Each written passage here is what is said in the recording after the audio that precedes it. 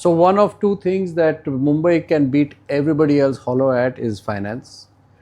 And like I ran away from the suits, from banking, and lo and behold, few years after that, I realized that they've all come to tech as well. Mere piche piche. Now there's no running away from them. But one thing they do very well is that they are very.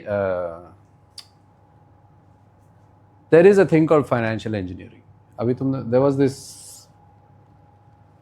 long post on compute and the securitization of compute. Did anyone read that?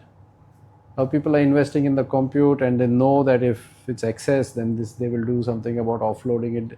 So it was quite complicated, but I forgot. It was a late night doom scroll, so I don't know how much I remembered of it. But stuff like this, right? It's compute and money are actually quite similar. Like they need to keep moving for them to generate their value. And people who can engineer the movement of money will be very good at engineering all of these, the movement of these resources, electricity and compute. And the other thing Mumbai can do better than anybody else in this country is media. So that's why I was so excited to go to the AI Film Festival the other day, because if there is going to be a media tech lab, if India is going to become the workshop of the world for AI assisted filmmaking, then it's possible. This is one thing that we can easily beat the world at. And I think we can become Bangalore. Like that kind of product mentality takes many generations, many failed entrepreneurs at scale in everything. Bangalore is quite ahead of us, but we can route around them by playing to our strengths, which is finance and media, and see how tech and AI actually go into this.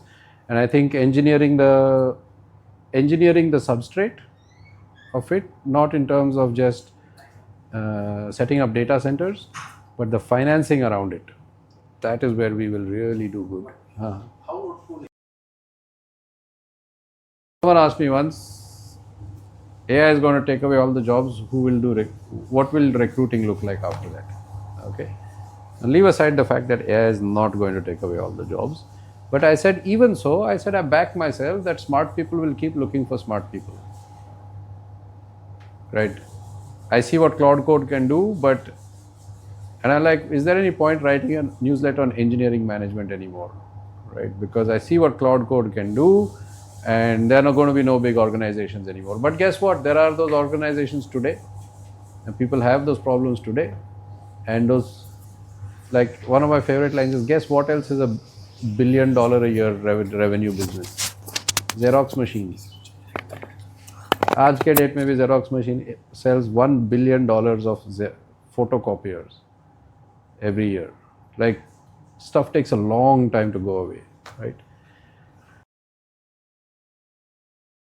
Now, the other thing is, you can either be like, oh God, there is only one job, and if I lose that job, what will happen to me, etc., etc., etc. Or you can look around and you can say that actually there are many jobs.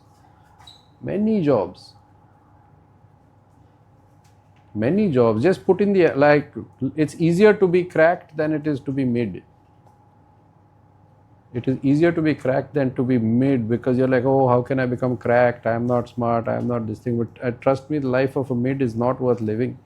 You live at the mercy of market forces. हमेशा डर लगा रहता है, job मिला तो दूसरे job में जाओगे तो there are 10,000 people who look exactly like you. So my fundamental advice to everyone about career is, please establish yourself as a professional who's got a good work ethic, who's intelligent, and who's good to work with. And the way you do this is by writing a blog. It almost does. Steve Jobs once was watching this carpenter work, and he was polishing the back of the cabinet. And he's like, why are you doing this? No one is going to see it. And the carpenter says, I know it. He just could not sell that thing which was not up to his highly exacting standards. My advice to all of you is the same, like leave the bottom 95 percentile and try and live in the top 5 percentile or the top 1 percentile or the top half percentile. And the top half percentile needs to know that they can trust you. This, for them, word is bond.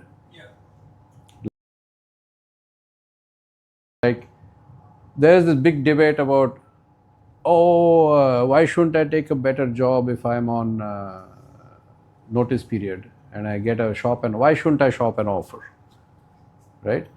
You shouldn't not shop an offer because it's not good for you, or the company is deserves you to not shop an offer, or whatever. The fact of the matter is just not elite behavior. It is just not elite behavior. The elite will not accept an offer that he is not excited about joining. And 3L here or there, actually उनको समझ 3 लाख के लिए मैं मेरा जबान तोड़ूं, मतलब it doesn't make any sense. Data science was hot, and YouTube was full of bhaiya didis saying learn data science. Then for some reason data science fell out of favor. I think what happened, do you know, you guys are probably too young to remember this, but there was a concept called data driven organization. You remember this? Okay. The data driven organization, and data and the science of the data and all of that became like really hot.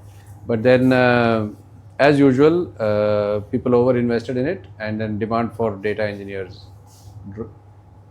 dried up, and a lot of people left data engineering to become back-end engineers.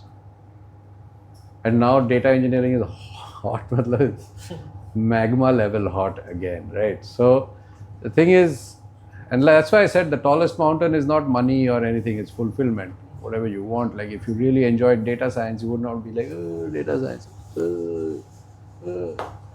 like that. But